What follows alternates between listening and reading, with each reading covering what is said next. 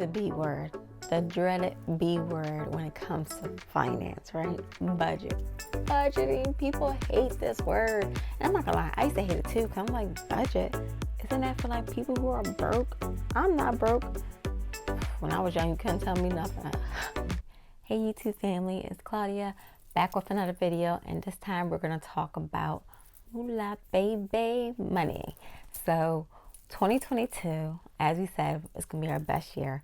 So make sure if you didn't watch my manifestation video, click on the link below in the description box and watch that video just to prepare you and get you in the right mindset.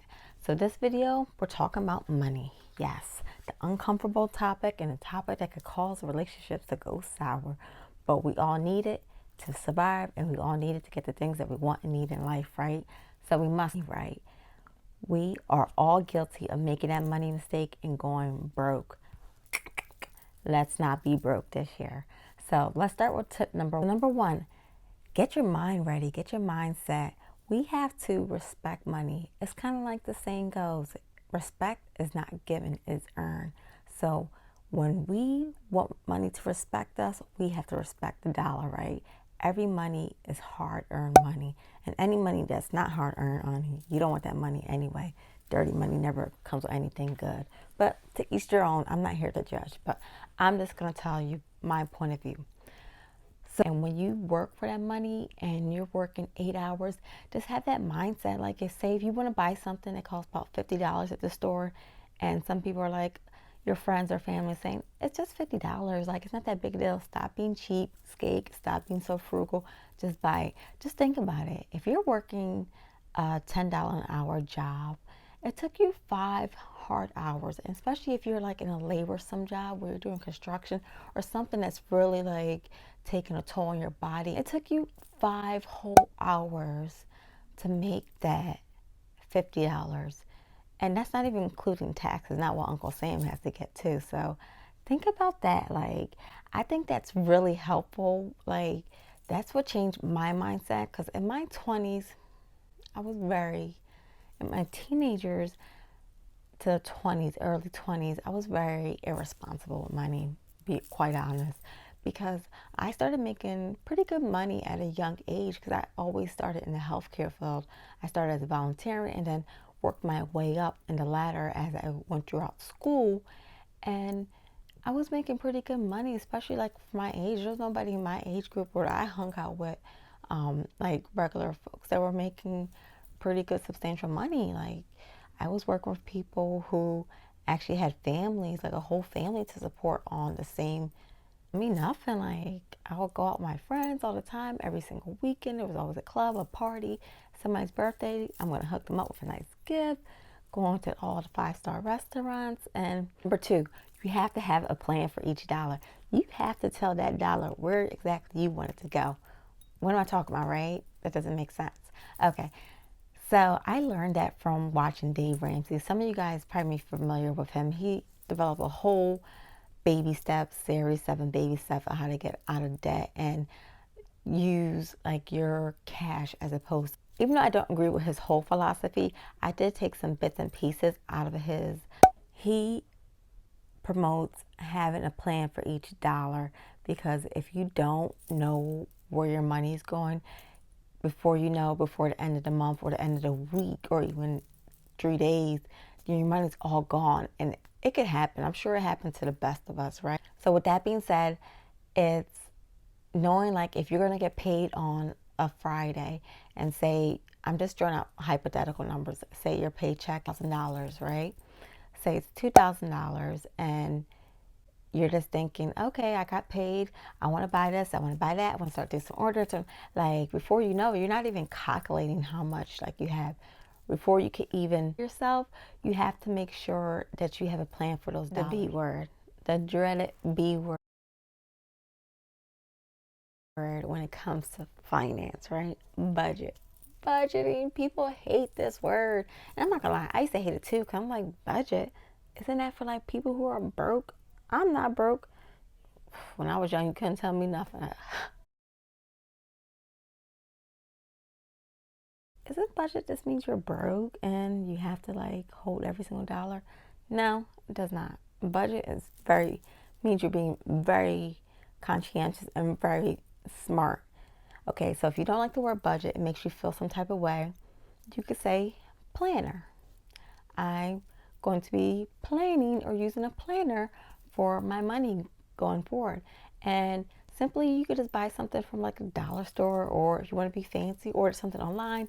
There's tons of people, or Etsy, there's tons of people who have their own budget planners.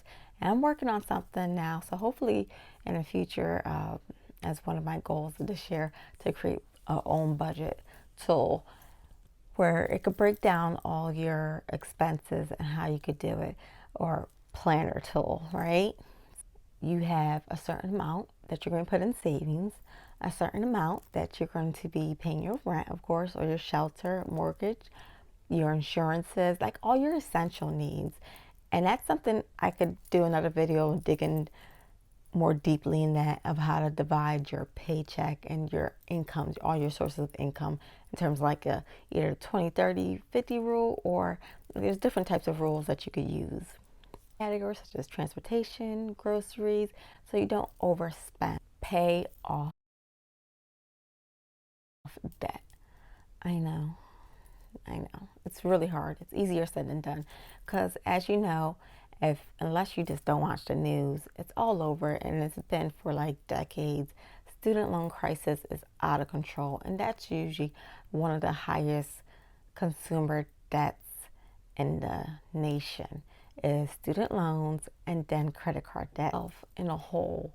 And you just trying to climb up, climb up, climb up, but you're like stepping on like quicksand. You just keep going deeper and deeper.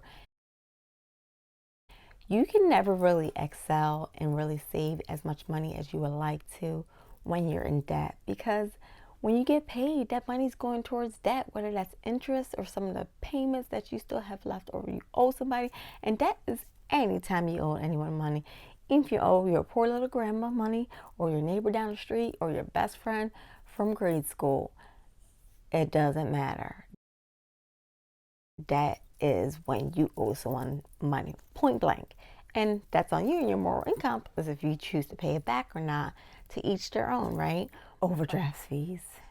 Yes, I'm not gonna lie. I've been guilty of that, especially when I was younger and in my 20s. And in my 20s, yes. Yes, I'm over 30. I know it's hard to believe. But yes, those things could really sneak up on you, and they're very dangerous. A lot of banks do offer like overdraft protection fee, but I usually encourage like don't even like get into that.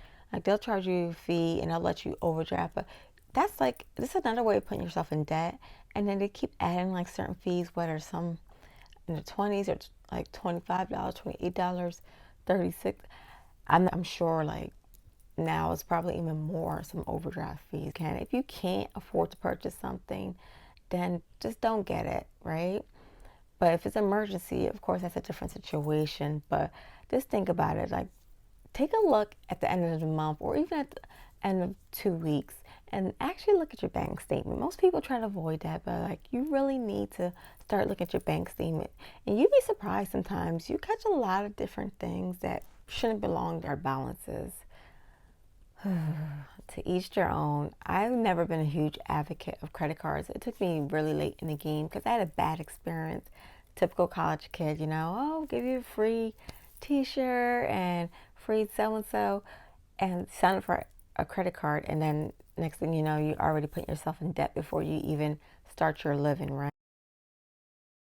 People love credit cards because of the rewards that it gives. And depends on the credit card company. Some are beneficial, and some is like, really not that great. It just makes you feel good when you feel like you're getting money back, free money, but it really isn't free money. It's money that you spent, and they're giving you a small percentage back. Or actually look at your credit card statements, how much you would be paying in interest, and how long it would take you. If you really look at that and pay attention to it, it should like make you like, oh, like stopping your breath, thinking like, oh my goodness, like, man, what are you thinking, girl? What you thinking? Like, I can't be wasting money like this. Like, that interest accumulates. So if you could avoid doing that, just pay off all your credit card. Like, sometimes it's good if you're trying to build your credit.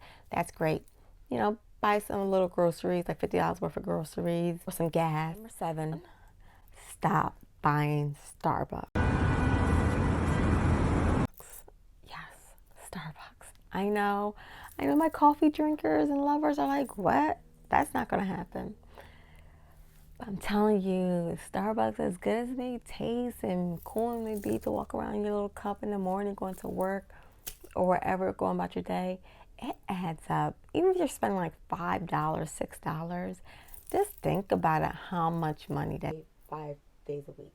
5 times 5, 25. You times by 4 weeks in the month, that's $100. 100 times 12 months, that's $1,200. Think about that, y'all. That's a lot of money. Like, no, no. You could do so much more with $1,200. Not saying you can't indulge in some of the things that you like, but there's different ways around that. Like, you don't have to have Starbucks every day. Maybe it could be a treat you have it once a week. Even that's kind of pushing it, I think. Or once every 2 weeks, or a couple times a month, something like that. Or better yet, how about you invest in a Keurig machine and then you buy the little Starbucks cups and pop those in, make the cup in the morning, and buy the additives that you like. There are Starbucks flavors, and if you fancy, you can just purchase the Starbucks cups, and voila, you got yourself some Starbucks, right? And you're saving your money. You gotta start thinking that way. Like, you don't want to start thinking luxury, like, because you see people on TV and they always have a latte. A lot of times they're even sponsoring a lot of the stuff with celebrities and rich people on TV. They don't have to pay for that kind of stuff because like they're a brand themselves and these big companies want them to sponsor it. So don't be trying to ball on like a tight budget. Like it just doesn't work. Uber Eats, that stuff adds up. Uber Eats, Postmates, Grubhub, DoorDash, so many more. Just so many of those third party vendors that supply deliver the food.